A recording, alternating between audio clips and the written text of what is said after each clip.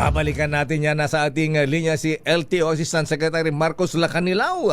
Alamin nga natin kung mahigpit na nga bang ipapatupad ang pagbabawal sa mga e-trikes sa mga major roads dito sa Metro Manila.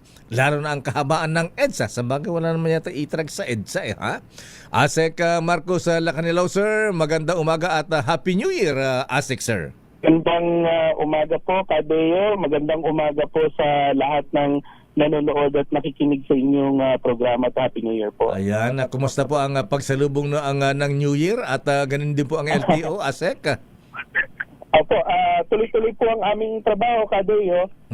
Una, yung pong mga kababayan natin na sinicheck din po namin, sinisiguro namin na natin makauwi po ang mga kababayan natin ng maayos, matiwasay pabalik ng Metro Manila.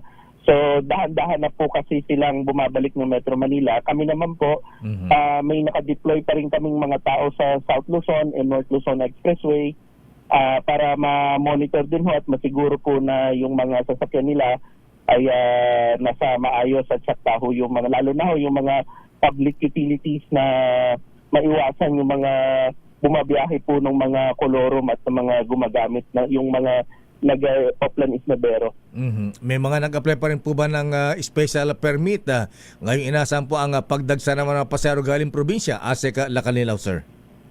Ang pagkakaalam ko po, meron po ata pinrovide ang LTFRB. Sila po kasi nag-handle po doon.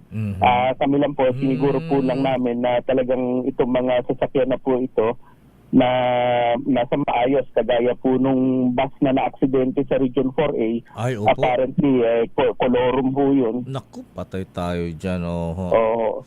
So, Opo. kung kolorum po yan, di paano po ang insurance ng mga yung mga Yun na nga, pasahero? yun na nga po, kaya kailangan po talaga na paghuhulihin na po yung mga yan kasi sa inyo po, kung makikita ho nyo yung bus, bagsak siya sa roadworthy. Tapos base pa po dun sa record namin, hindi siya naka-renew sa LTFRB. So manong ibig sabihin po ay kolorum siya. Ayan na. Asek Lacanilao, sir, eto nga, dumako tayo sa pagbabawal po sa mga e-trikes sa mga major roads sa Metro Manila. Mahigpit po bang ipapatupad ito ngayon, Asek, sir? Opo, kung matatandaan po ninyo, noong December, nagbigay po kami ng panahon, ngayon yung January 2, ipapatupad po namin yung pagbawal po sa mga EV light trikes sa major highways po sa Metro Manila. Particular na po yung EDSA, simula po yung Pasay hanggang Monumento, sa C5, Roas Boulevard, Rino Avenue to Magallanes, yung sa may South Luzon Expressway po, Kadeo. Opo. Yan po, ito muna po yung inuna po namin kasi po inaantay din po namin. Meron po kasing lalabas na memorandum circular ng joint memo ang DOTR at ibang ahensya para po dito. Pero sa ngayon ho kasi ginagamit po namin yung memorandum circular ng MMDA na pinagbabawal sila sa mga ganitong kalye. So i-implement na po namin ito. Ayan. Klaruhin nga natin, Asek Lacanilao, sir. Ayan na. Paano po yung mga e-trikes na tumatawid po sa mga major routes? Ayan, halimbawa, EDSA o kaya ay dito, Roas Boulevard. Pagka po sila po ay tatawid lang, wala pong problema. Pero Kadeo, yung kung ang pag-uusapan po natin, Roas Boulevard, kailangan nila mag-U-turn So tatakbo po sila, magbabaybay. Pag nagbaybay po, bawal. Pero kung tatawid lang po, for example, may mga crossing po dyan na pwedeng tumawid, wala akong problema yun. Basta po yung pagtawid. Pero po yung babaybayin nila, yun po yung sinasabi ko, nagko-cruise o binaybay po nila yung kalye, mahuhuli po sila doon. Ayun. Itong Macapagal Avenue, may tuturing po bang major routes yan? Kasi alam po nyo, Asek, dito sa, malapit kayo sa amin, kaya nakita natin araw-araw sa ginawa ng Diyos yan. Dito sa may MOA, alam po nyo ang major transport system dyan, mga e-trikes, Asek, sir, ang dami-dami dyan. Opo, sa ngayon po kasi, Kadeo, ang nailabas po namin, ito muna hong EDSA, Ross Boulevard, Quirino Avenue, Magallanes. Pero sa mga susunod na araw po, isasama po namin yan. Kasi pinag-anuhan po namin kasi yung memorandum circular po ng MMDA ang gamitin namin. Metro Manila lang po ba yan, sir? O pati po sa mga probinsya? At Metro Manila muna po, Metro Kadeo. Manila, Metro Manila muna po tayo. Kasi po, yun nga po, meron po kasing, meron po kasing ang DOTR at ang LTO, LTFRB, DILG, DPWH, at DTI, nagbubuo po ng joint memorandum circular para naman po sa mga pagre-rehistro nito. Pero sa amin po kasi, Kadeo, hindi po namin kasi maaantay pa yon kasi nga dahil yun nga po, nabanggit po namin January 2 ay magsisimula na po kaming manghuli. Pero particular major roads, hindi po lahat kasi po yun nga po ginagamit namin yung memorandum circular ng MMDA. Ayan, kasama po ba ang Commonwealth Avenue? Ayan, dyan sa... Sa ngayon po, hindi pa po kasama. Hindi pa. Ayan. Opo. So, EDSA lamang po, Ross Boulevard, Quirino, yan lang po binanggit nyo kanina. Opo, ito po, isa-isahin ko po para Sige, po... please, sir.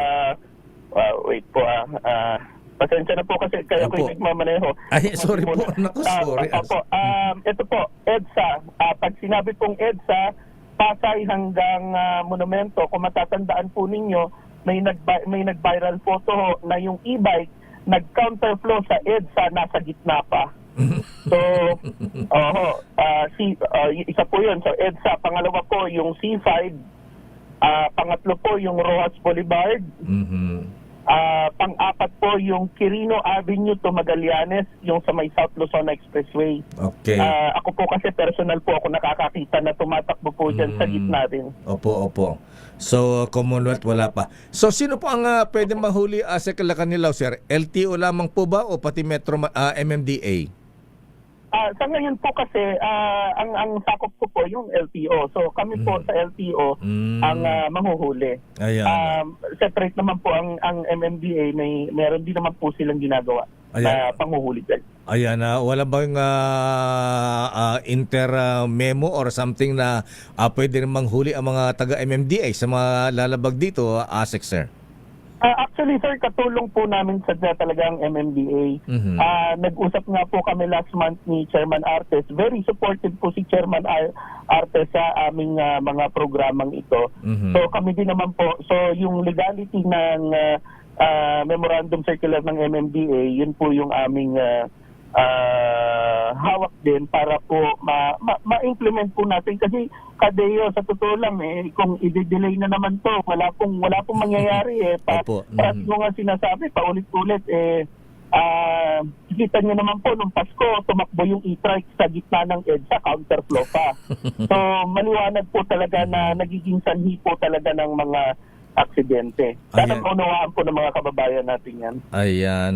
So hindi naman sila pinagbabawalan sa mga pumasada o dito huwag lang dadaan sa mga major routes sa ASEC, sir?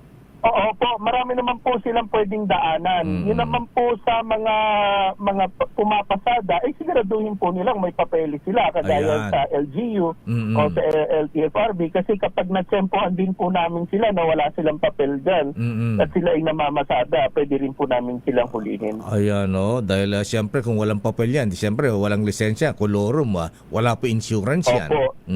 Tama po kayo.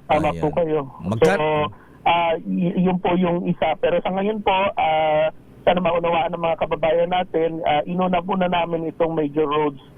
Kasi kita nyo naman po, nung Pasko, sa gitna tumatakbo yung e-trikes.